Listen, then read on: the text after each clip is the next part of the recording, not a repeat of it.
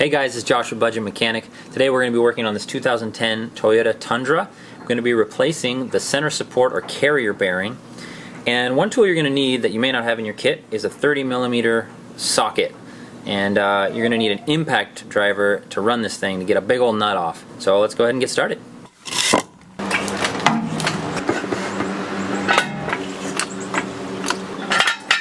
Okay, so now that the truck's up in the air, you're going to come to the rear axle and follow the drive line back where it connects to the differential here. And there's 4 big bolts here that we've got to break loose, and then lower the end of this drive line down. 17mm, and I'm just going to give it a little tap. Then when it starts spinning, obviously I'm going to have to hold it with something and just back it off.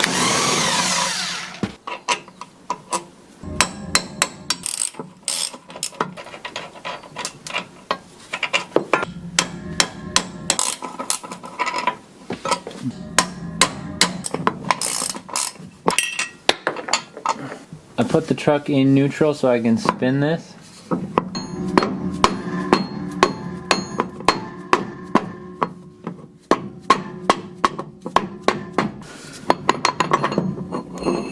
we go. So we're just going to lay this on the ground. So we've removed the rear drive line from the differential. Now following it up to the bearing that we're working on. So here's your carrier bearing or your center bearing. And the owner was complaining about a squeaking sound that was getting worse and also vibrating at certain speeds. And when I came down and checked this bearing, I saw it had all this play in this bushing area. It shouldn't be that loose, so this is our problem. We're going to release this carrier bearing with these 14mm bolts on either side. So you're just going to make sure you're taking the weight with one hand, and then you're going to slowly take this off. Okay. And down she comes. Rest it on this jack stand. So now we're just going to pull these shafts out away from the tranny and just be ready for a little fluid to come out. Maybe put a drop pan underneath. And just give it a little jiggle. And away we come. Got this jack stand to set it on, so I'm not setting it on the exhaust. Alright, so I'm just going to walk it backwards without dropping it on my face.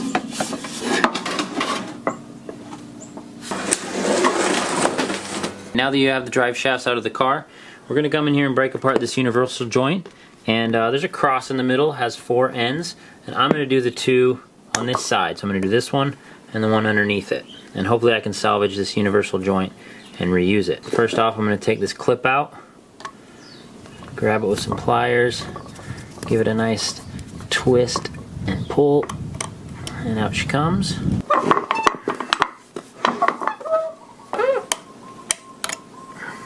Now that I have retaining clips out of the top and the bottom, I'm just going to support this in such a way that it's not blocking the cap from coming through the other side.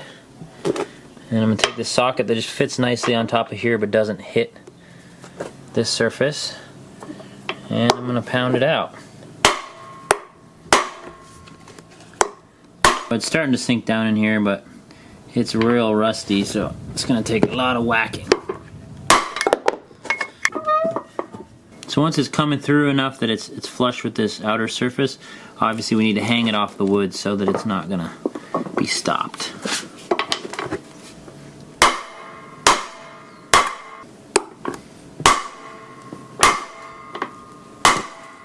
Now you can see we've bottomed out inside the joint, so the cross is hitting the inside of this yoke, which means it's time to yank this cap off.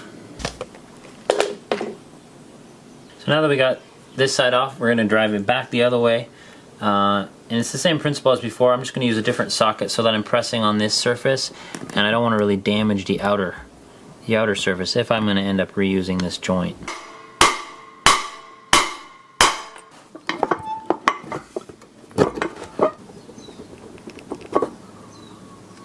Alright, this side looks pretty good inside as well, and it's even got grease left over, whereas the other one was pretty dry.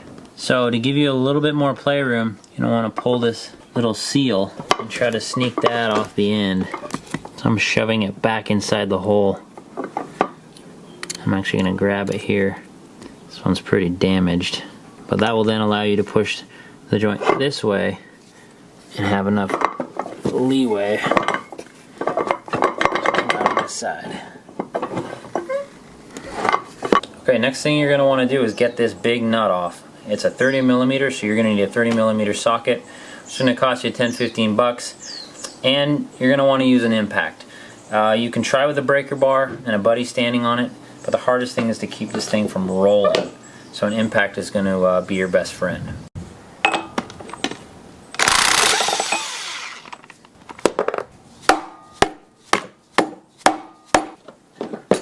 Go to the other side.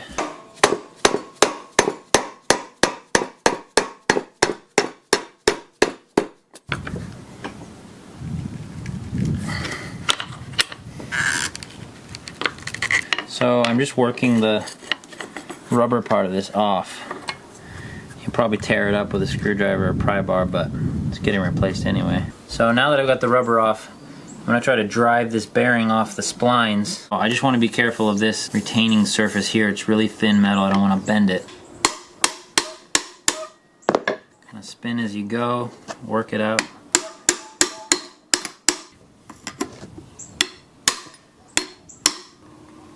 Save this washer.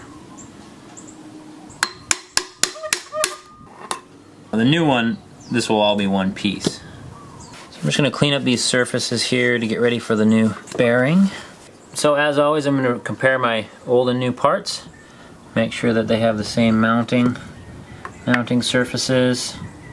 And this guy came off this way, and so I'm just going to put my new one on with a matching notch in the flange there, but it really shouldn't matter the direction. I'm just going to repeat what was done before. Alright, I'm just going to put a little thin layer of bearing grease on these surfaces.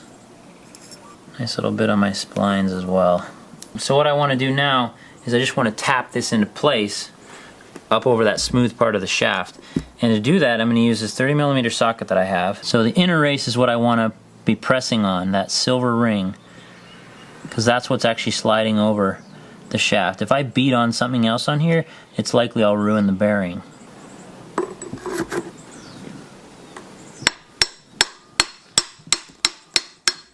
I'm just doing like little taps so I can kind of feel it as it's moving, and then you'll feel when it stops moving, it'll kind of give a different feel. If there's any little bit of play left, when you cinch this thing down with an impact and a nut on it, it's going to drive right into that inner race and it's going to finish it off. So I'm going to put the little thin washer on top of the bearing. A little bit of grease on my yoke here. I'm going to slide that on the splines. Thick washer. And the nut.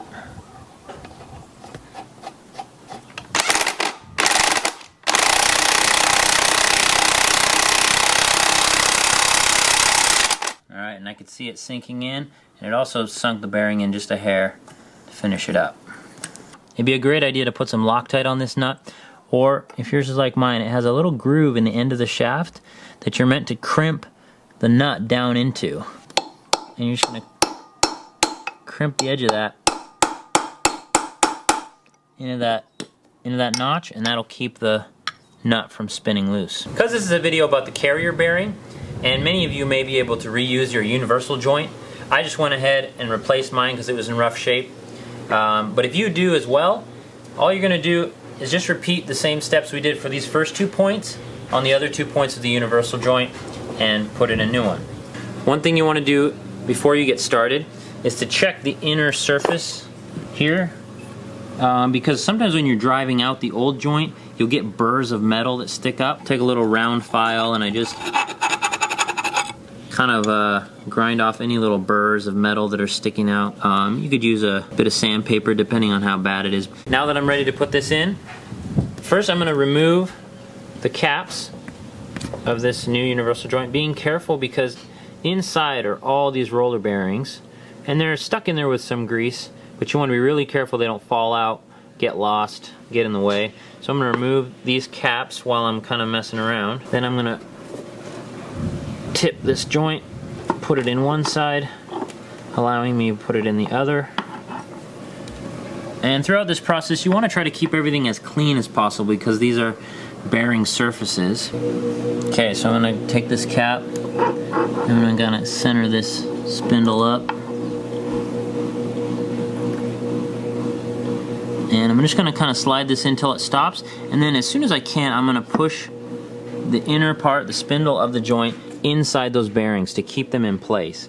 Because if I start banging on this and there's nothing inside these bearings, they're all going to fall out of place and it's going to be a real problem. I'm going to keep pressure on the back side of this, pushing it into the cap so that those bearings are held in place. I'm just going to use a lighter hammer and I'm just going to tap around the edges.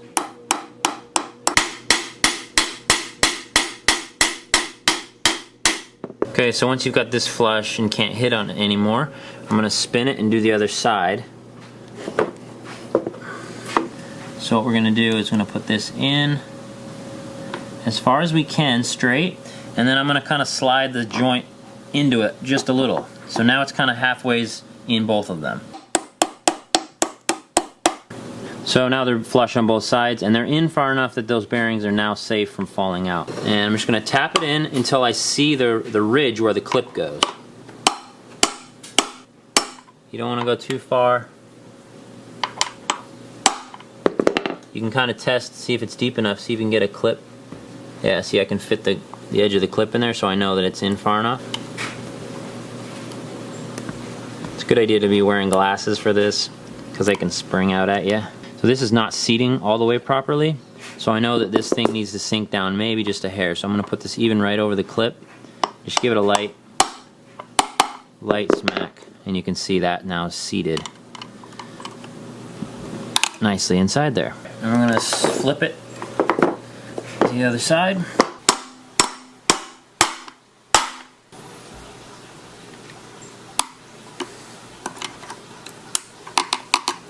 That went in nicely. On many aftermarket universal joints, they actually come with this little grease nipple.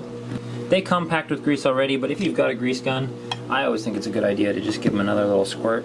Once you see these little grease retainers start swelling or grease kind of leaking out from the behind them, you know that you're good. So right before you slide this into the transmission, you want to make sure that the splines are clear of dirt and grit. Hopefully you've kept it clean this whole time, also the outer part. And then I'll put a little spritz of grease in there just to kind of help me slide it in there. The other thing I'm going to do is support the weight of the middle of this so I don't have to hold it all up by just hanging it from the frame, and just to take some of this weight.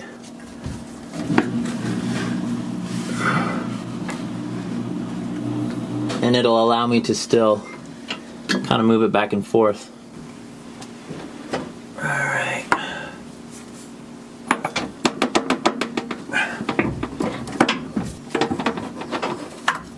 I just remember my glasses. But now you're going to go ahead and take your bolts and you're going to start them into your carrier bearing bracket. And you want to spin it so that the single middle hole is down so that water can drain out.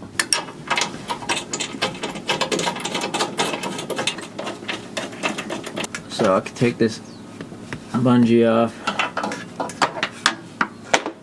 You can see the holes are actually slots in this bracket, which allows you to shift the whole drive line forward and back, which will help us get the rear plate bolted on, and then we can come back and tighten these all the way up. At this point, make sure you got some rocks into the wheels, that your e-brake is set if your rear wheels are touching. And then you want to put your car in neutral so that you can spin this drive shaft freely into position. So we're going to shift this all the way forward towards the engine, away from this plate. We're going to spin it up and line up the holes, and then we can kind of push it in. The bolts heads go on this side, and the nuts go towards the rear.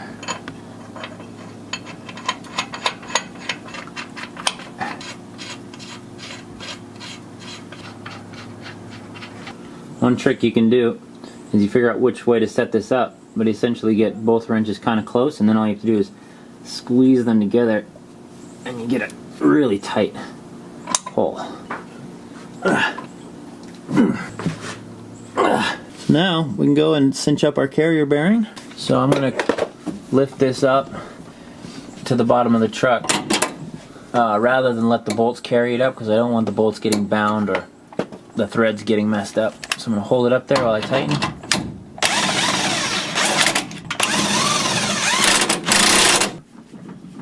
Way better than that old one.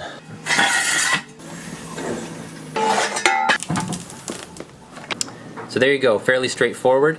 Again, just keep in mind safety. You are going to be under the truck at certain times when it's in neutral and it can roll, so make sure you've got your wheels chalked and it's not going to roll away on you.